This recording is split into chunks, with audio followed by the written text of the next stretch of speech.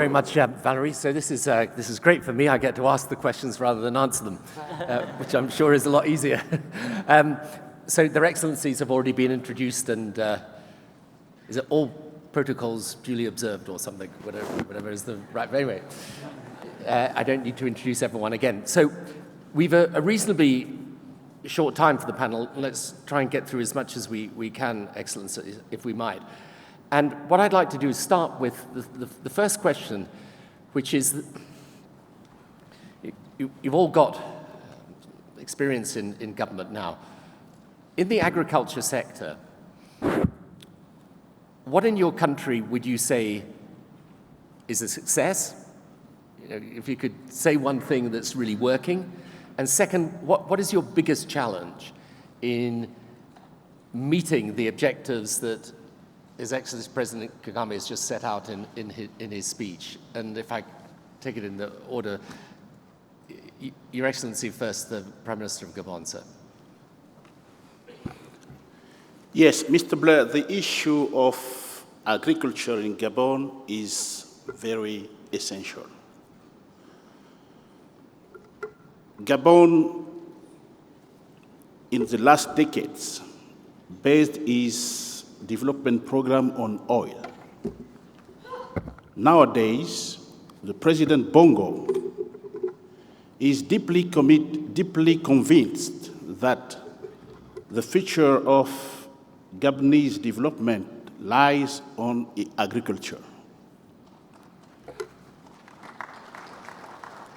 All South, the share of agriculture to the national GDP is low, almost 3.8 or 4%. But we have around 15.4 million hectares of arable lands. And among all this land, it's only 450,000 hectares which are directly exploited. You could be convinced that we have a huge opportunity, and we are lucky to have an equatorial climate. This is very important for agriculture. The President instructed the government to launch a very huge program named Grain Program. The Grain Program is essential. The objective is to increase the level of the national products, to reduce the volume of import of alimentary products, and also to increase the volume of our exportation. To reach, the target of the government is to reach almost $600 million per year. So we launched this program in year 2004. Those 2 years now we are experiencing it. Some results are positive, but we have also some constraints. The positive results is we already create some jobs, around 1,200 direct jobs. We create almost 800 cooperatives. We issued more than 2,000 land titles, and the production is increasing. But we are facing also some constraints, dealing with the level of rural infrastructure, the lack of processes plant, and the lack of financing. We are working at the level of government to see with our partner, Olam, how to open the shareholders to the independent private operators, how to secure funds. Recently, we granted a loan from ADB, almost around 100 million euro, which is used to assist this program in view to accelerate it. We do think in the next 5 years, we could satisfy the demand, the national demand, and we could start also to export our agricultural product abroad. Yeah. Thank you. Thank Thank you very much, sir. Your Excellency, Deputy President of Kenya, so you're one success, one big challenge. Thank you very much, Tony, for this moment. And I bring you greetings from the President and the people of Kenya. And it's always a pleasure to be in Rwanda. I will agree with Strive that Rwanda is a great place.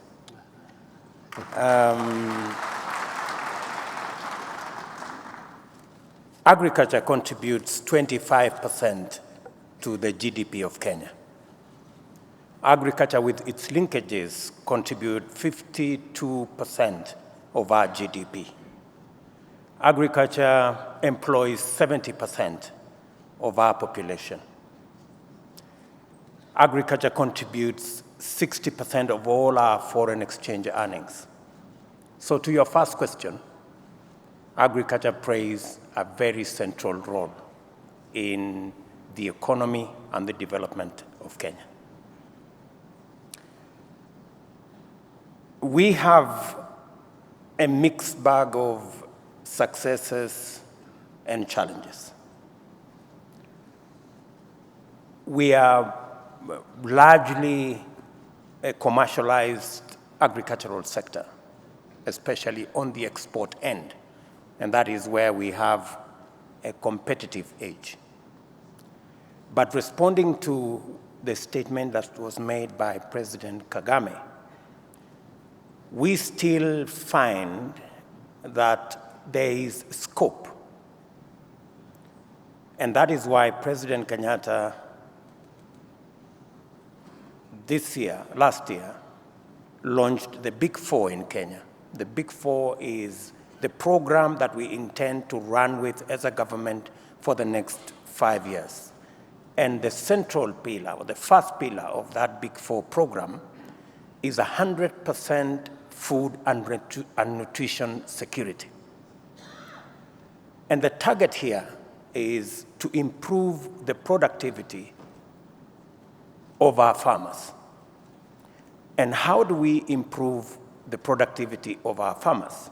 The target is, we've already done a survey of all our soils, and we want to make sure that fertilizers are going to be targeted so that we avoid leaching, we avoid acidity, we avoid reduction in production because of the use of wrong fertilizer.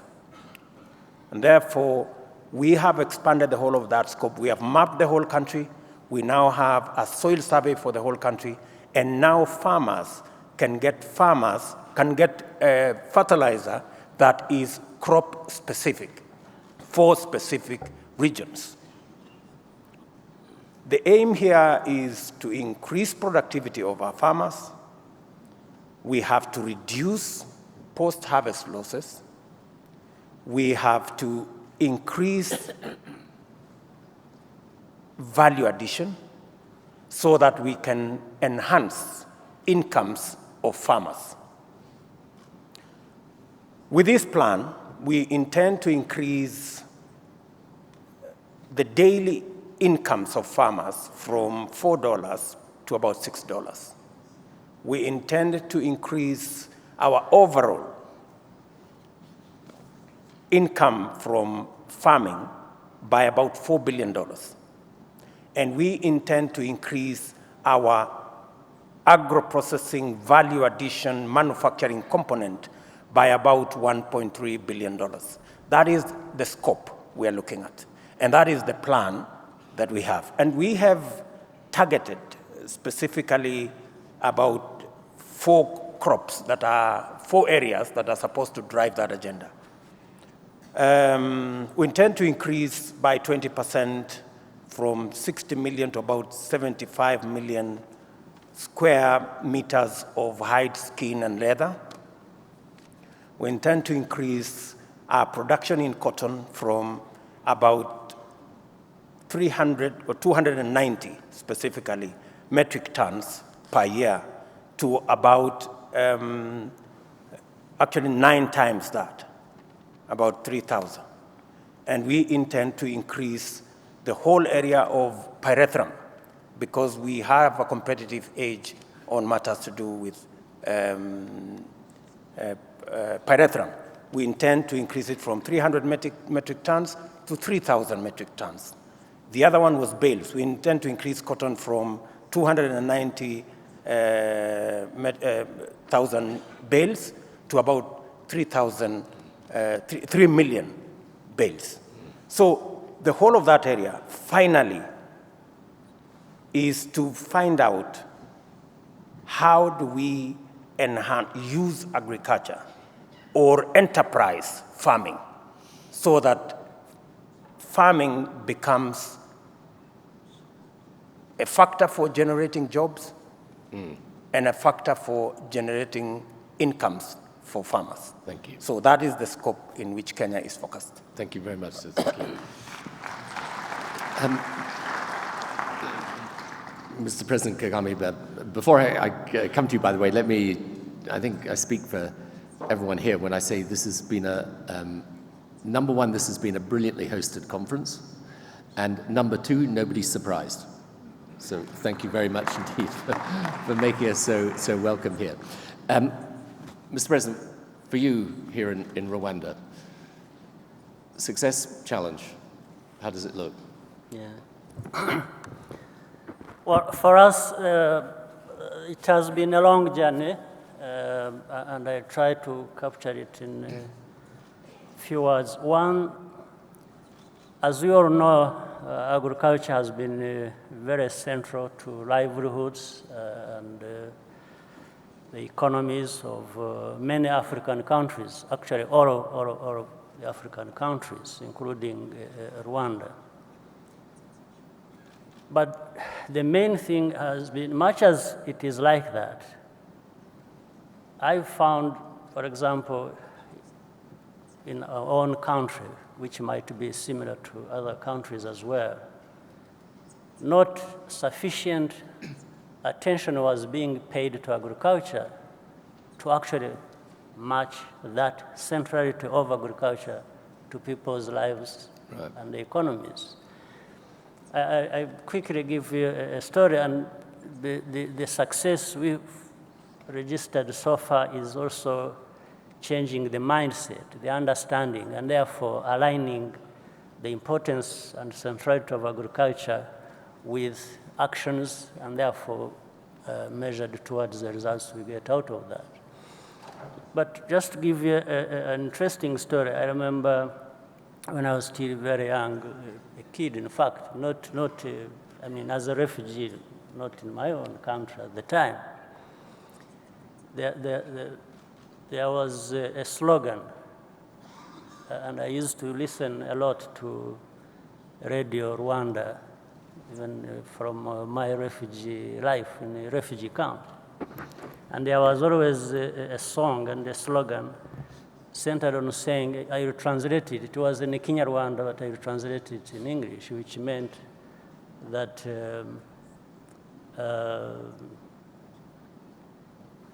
everything is agriculture. Agriculture is about everything. All the work that has to be done has to be agriculture. The rest is just good luck. This is what. But now, when at the time, of course, I could not dream that I would be the one sitting here meeting the challenge and trying to. But what I'm trying to say is, when we got into government, I remembered that slogan and the story and the song. And I said, but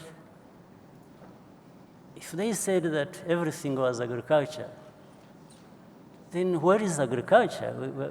What were these people doing other than just singing and slogans? I don't see anything, because we found largely subsistence agriculture, and even then, actually, the situation is getting worse, because you would find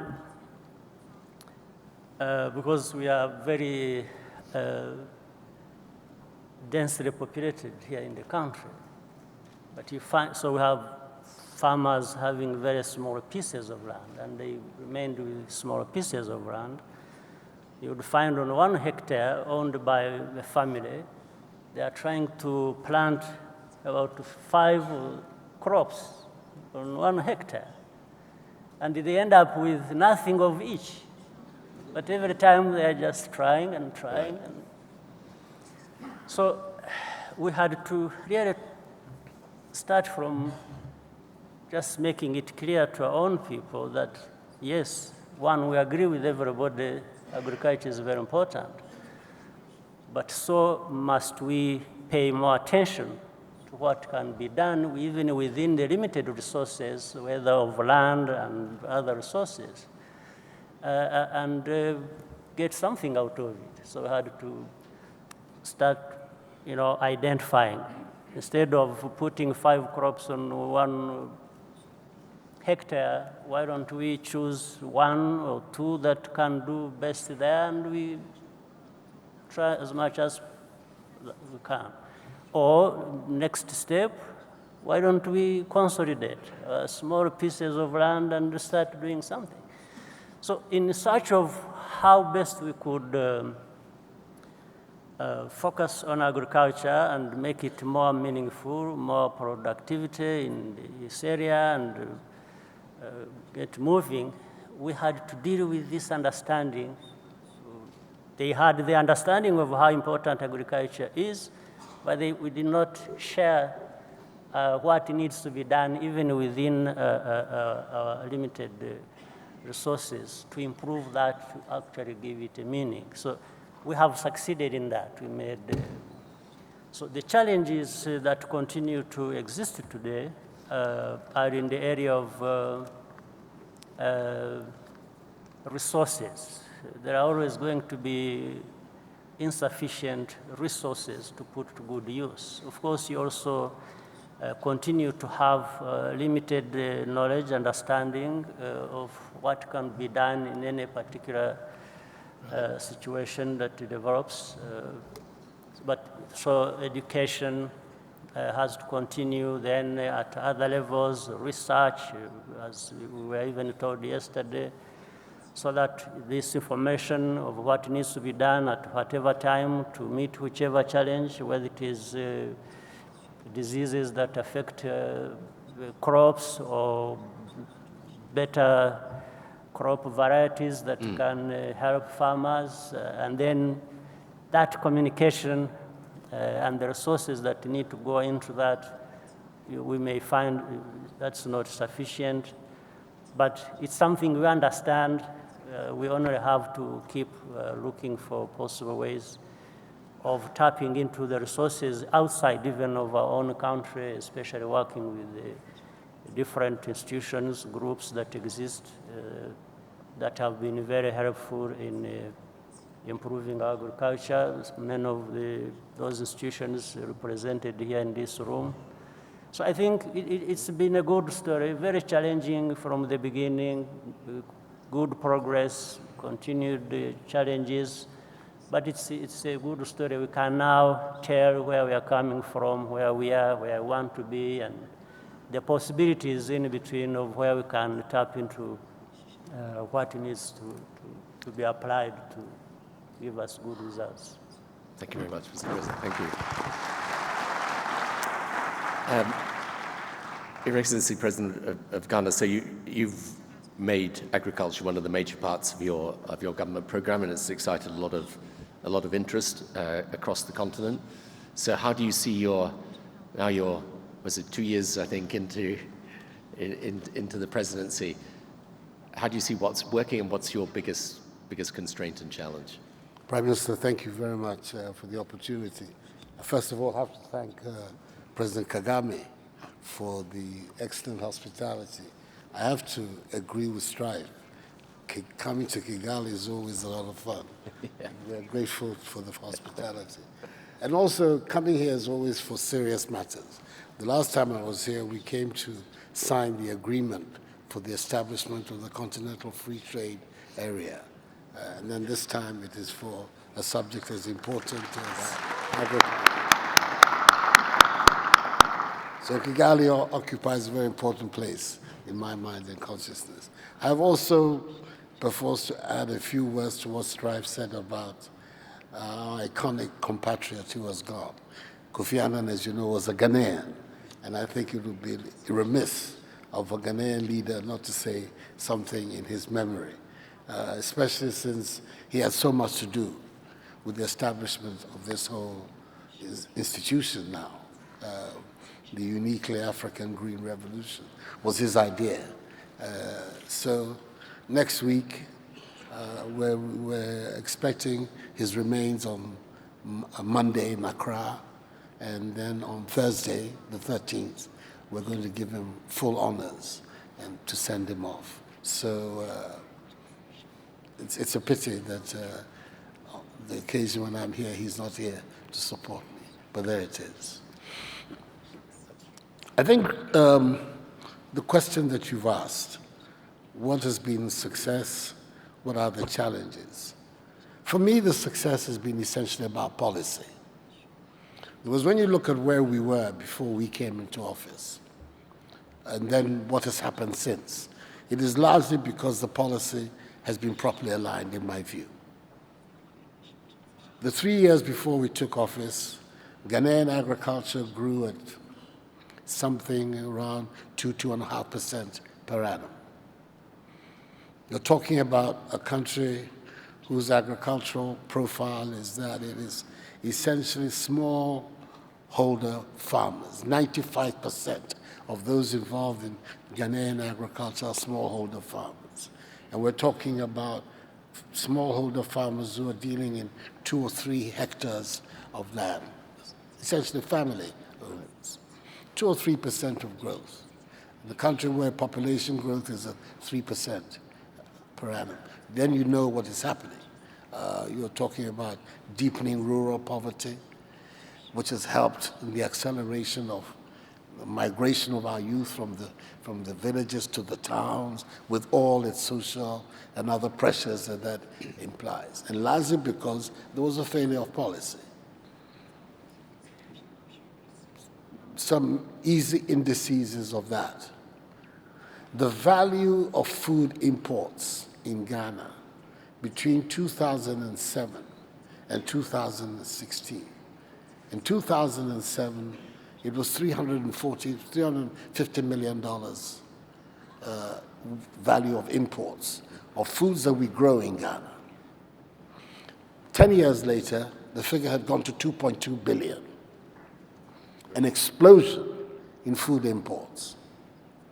2.2 billion is the amount of money we earn from our principal foreign exchange earner, cocoa. Right. So the amount of money we earn from cocoa goes to paying for our food imports. And if you have that kind of situation, you know there's a serious problem. And it is a problem of a failure of policy. So what we decided to do to revive Ghanaian is to devise a program which we call Planting for Food and Jobs. This is a program that is anchored on 5 main pillars. 1, essentially supporting agricultural production. 1, supplying improved inputs, seedlings to our farmers, subsidizing fertilizer. Fertilizer is being supplied to farmers under the program at 50% of their market. For the poorest farmers, they have the opportunity to pay 25% upfront and the 25% after harvest to give them that space. We have a marketing strategy in place which is based on the buffer stock idea, with warehouses that have been strategically located around the country. We then also have got an e-platform program which allows us to monitor both the delivery as well as the performance of those in and these have been the essential pillars. We're devising also financial instruments that would enable farmers to have access to credit. The most important of which is the one that is being done with the collaboration of the Bank of Ghana. The Bank of Ghana is establishing a fund, some 500 odd million cedis, which is roughly over $100 million, which is going to act as a sort of insurance for the commercial farmers, banks, to be able to give out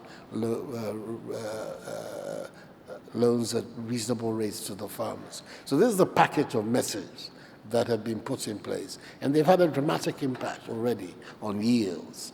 Maize, which was yielding, 2 metric tons per hectare, is now gone over 3. Cocoa, that was Ghanaian cocoa, when you compared it to Ivorian cocoa, 450 kilograms per hectare. In Ghana, 1,000 kilograms per hectare in Côte d'Ivoire. We're bridging that gap. We're now also focusing very seriously on establishing a really secure and reliable supply of fertilizer. So far in Ghana, we're employing something like 12 kilos of fertilizer per hectare.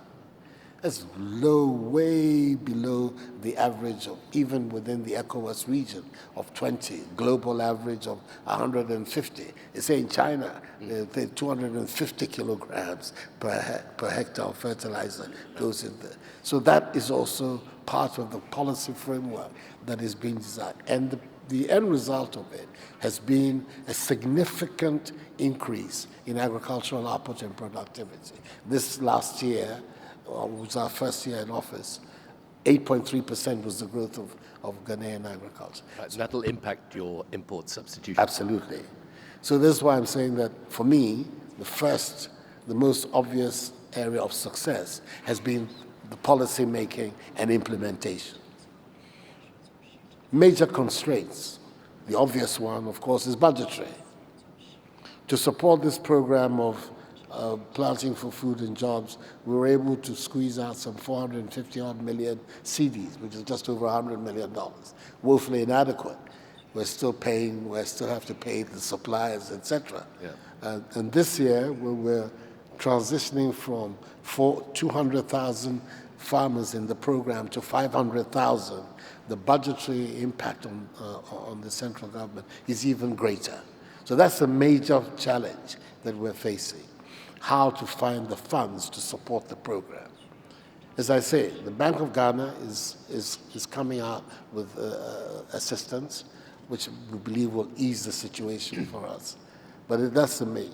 And you asked us for one, but you excuse me if I add a second, in terms of challenges. And that is what the Rwandan president referred to, attitudes. I think that is a major challenge, whereby people still continue to look upon agriculture as something that people who don't have anything else to do. Right, something to escape from. Something to escape from, and not something which will provide a good life, which would make an important contribution to the development of the society. And I think that attitudinal change is something that we need to work on systematically so that we can have that performing agriculture that we need. It cannot be right that a continent that has something like, 25% of the world's agricultural land produces 10% of the world's output of food. These are the disconnects within the African reality, which should give all of us very serious cause for concern. 60% of the jobs on this continent, they're the same in Ghana. Those statistics mirror the Ghanaian reality, are produced by agriculture. At the same time, agriculture's contribution to GDP is somewhere in the region of 32%, continental-wise. Those statistics are the Ghanaian statistics as well. These facts tell us that there has been systematically a failure of policy of being able to look at what we need to do to get out of our situation. My belief continues to be that until we sit down and work out what we need to do, we should stop blaming other people for our problems. Yes, we can't continue. Yeah, we should stop blaming other people for our problems. Accept our reality. Yes, colonialism, imperialism were very distorting, very destabilizing phenomena, but they're past, they've gone. We have to deal with the reality that we find. It's like saying you'd have liked to have been born in the 19th century. You can't. You're born in the 21st century. That's the reality you have to deal with. Sure. We have to deal with the reality, the post-colonial world, and find solutions for our situation. And I think that that is what we, the leaders, above all, this has to be our responsibility, finding the solutions that allow our people to get a better life. So this is... I think that's very well said. I mean, so we've got an audience of people who are potential friends and partners and supporters of this, the donor community, the business community, those foundations who work in this area. I mean, again, if I can turn to you, sir, Prime Minister of Gabon, if you had a message for, as it were, the community outside as to how they could assist this process of change, what would it be? What are the things that as it were, the constraints that you feel you could do with the right partnerships to overcome? Well, Mr. Blair, the message I have to pass to the community abroad is quite simple and clear.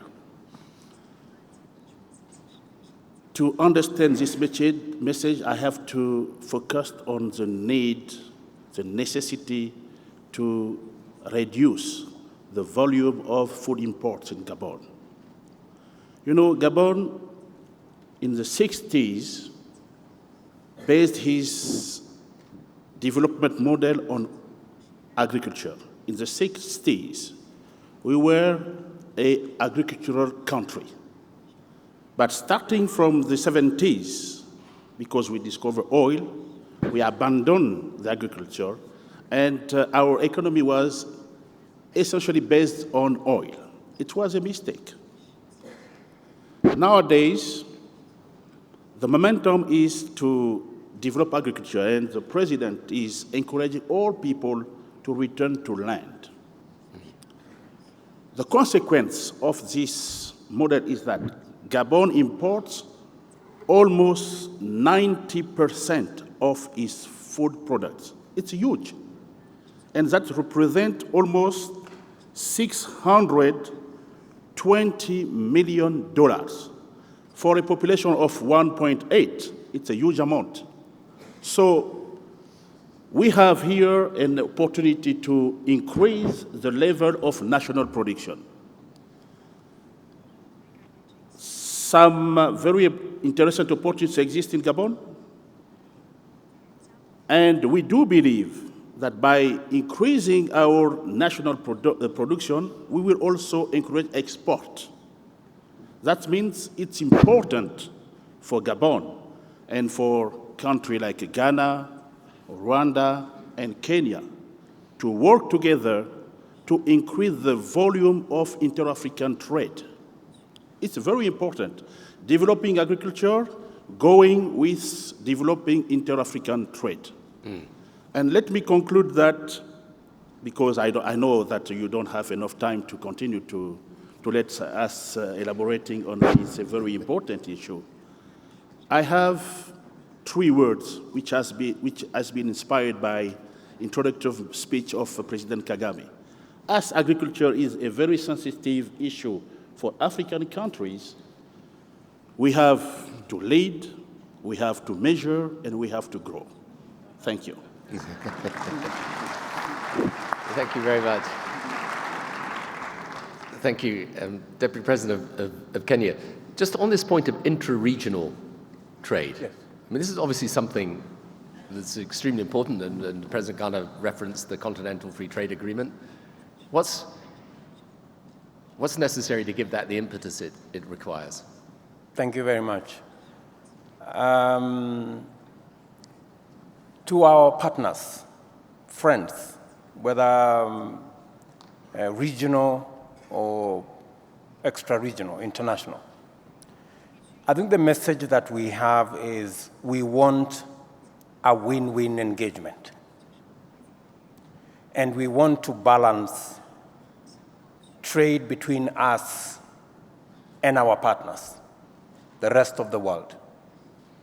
And that means that we have to get our act together as countries in this continent. And that is exactly what you have said about intra-African trade, intra-regional trade. Because sometimes you want to negotiate. And for argument, you have a population of 10 people, 10 million citizens. You want to negotiate with the EU with 500 million people. That is not a conversation of equals. It doesn't matter how you look at it. And therefore, it becomes very necessary for us to fast-track our regional economic blocks and their integration. And that is why I am very happy that Africa today, with the Africa Continental Free Trade Agreement, we can have the platform and the muscle to negotiate with the rest of the world on how to balance trade between us and them. As they export engineering, manufactured goods, we must not be exporting unprocessed agricultural products. The discussion we should be having is, right, we are going to accept tractors and cars and machinery, but we are going to export to you finished products of coffee, of tea, of... That is how this is going to be even. But it cannot continue to be you are exporting to us finished products and you expect us to give you raw materials so that you again process and keep jobs and keep profits and keep on the other side. Then it doesn't become an engagement of equals. It becomes something else, and it becomes unfair. So, and I'm not saying for a moment that anybody is to blame. We have to get our act together. I agree with the president of Ghana that the solution lies with us. Why are we struggling to access a market in Europe when the market is next door? But we have made it, because of our geopolitics, we've made it impossible, or we've made it easier to export to Europe than to export to Uganda, or export to Rwanda, or export to the next door. What is all that about? Sure. You know, and I hope, I believe, and I'm speaking to leaders here in this continent, that we will make it that much more easy, remove the barriers, remove the roadblocks along our borders so that we can trade more, we can travel more. And for the record, Kenya, we have made a policy decision that every African in this continent can come to Kenya and get a visa at the airport. You don't have... Because we cannot trade more with each other if we make it impossible for us to travel across borders or to trade across borders or for services and goods to cross borders. If we make it that much impossible, then all we are talking will be a pipe dream. And so the message I am saying is we have a message for our partners outside this continent, but we have a stronger message for us as Africans. Good.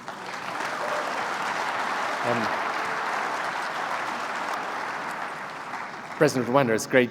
Those are great ambitions to have, do more of the processing, open up trade between neighbors. What's your scorecard on that at the moment, and how do we improve it?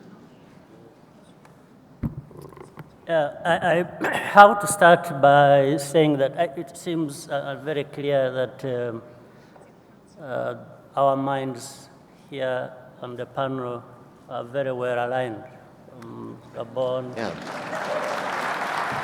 That's Kenya, Ghana, UK, not yet. No, I was going to say you can come to Europe and give us lessons on climate. Because, and the main task for us is to make sure that what we are aligned on, as we have discussed, is actually put into practice. We have to implement it.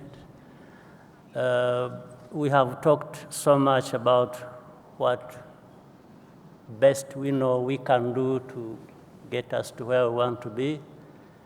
It's every conferences, discussion, it's several meetings, but we still fall short in practice. I think that is the main task we have. Because really, as the points made already, how can we blame anybody else for some of these shortcomings? How can we blame anybody else for Rwanda importing coffee from Europe when we produce coffee, but we don't process it? UK, France, Germany, wherever, you don't grow coffee. You don't grow tea.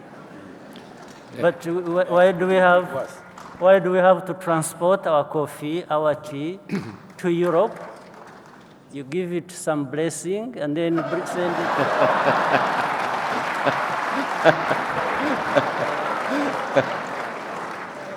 it.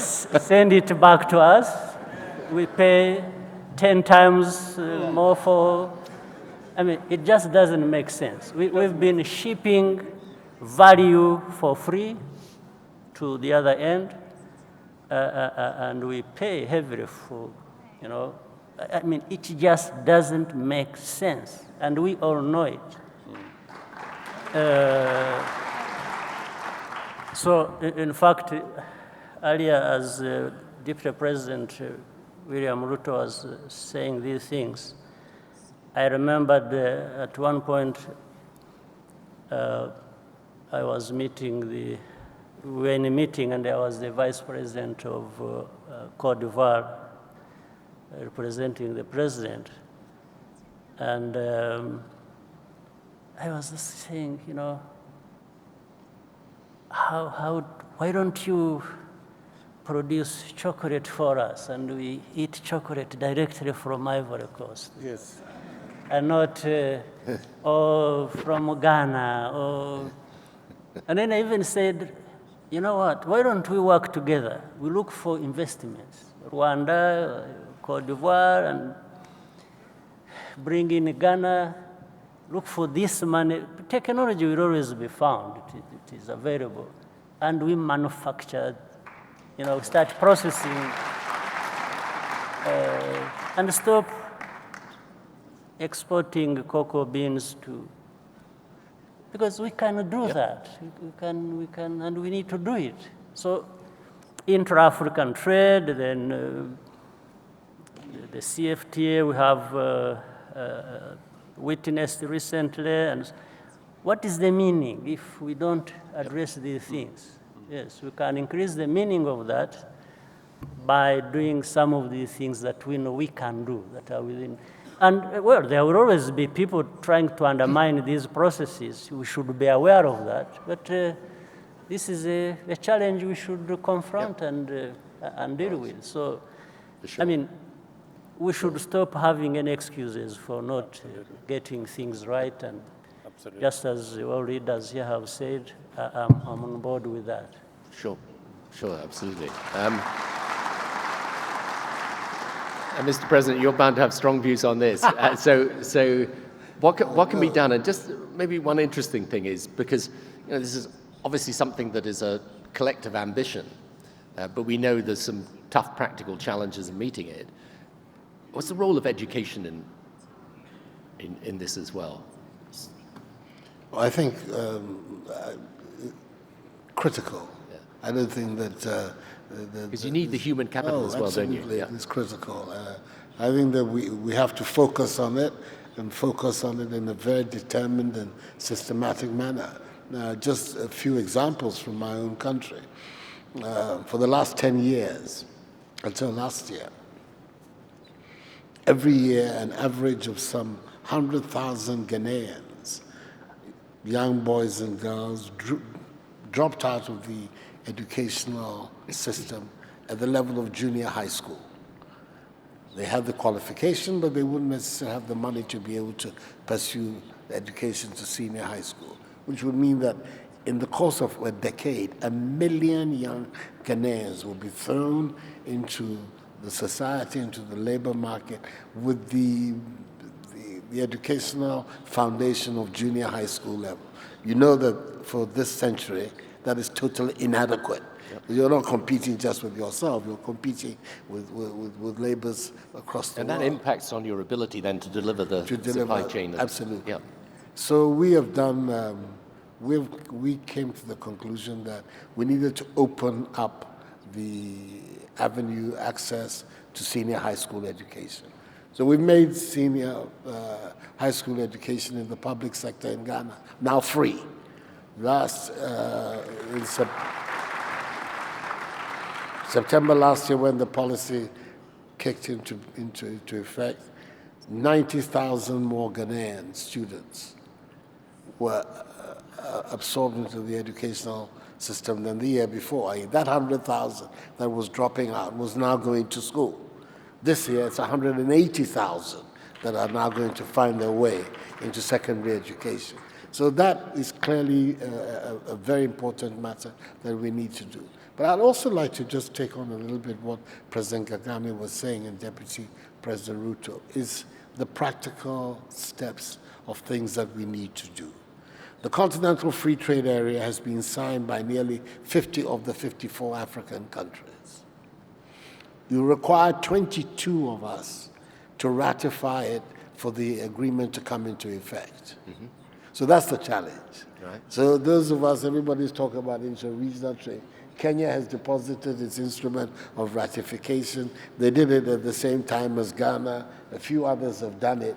The 22, where are they forthcoming? We ought to interrogate ourselves about where the 22 are, because that is how, very simple, practical step, we can bring it into being. And I think that, I don't think that there's a need for me to elaborate too much all that has been said. But this way of looking at our problems, also in terms of collaboration. For instance, we are now in very active discussions with Morocco. I see the president, the PDG of their phosphate and the fertilizer company is sitting right in front of him. We're talking to him very seriously about collaborating about how now to supply fertilizer at acceptable prices for the Ghanaian market. We don't have to go all kinds of different places in the world. Morocco is just a few hundred kilometers north of us, out there in North Africa. These are the things. Côte d'Ivoire, we've decided that after all these years, Côte d'Ivoire and Ghana produce 65% of the world's output of cocoa. In 2016, the value of the chocolate-related, cocoa-related industry worldwide was over 100 billion United States dollars.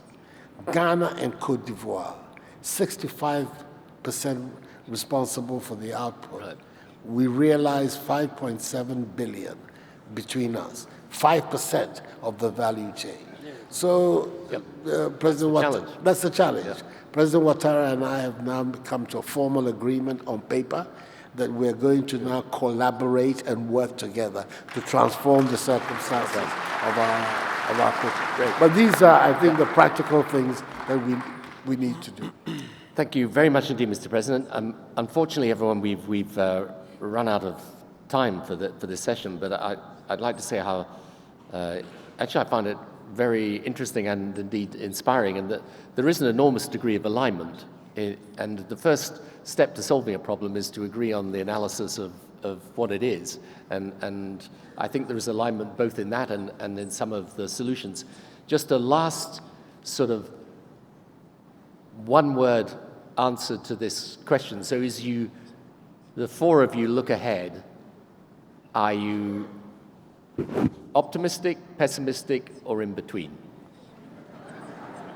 Optimistic. Very optimistic. Very optimistic. I think we're bound to be optimistic. Well, We don't have any option in the matter. if I may say so, quite apart from your alignment, that optimism, that's also something I can take back when I head back to Europe. So thank you all very, very much indeed for a great panel session. Maybe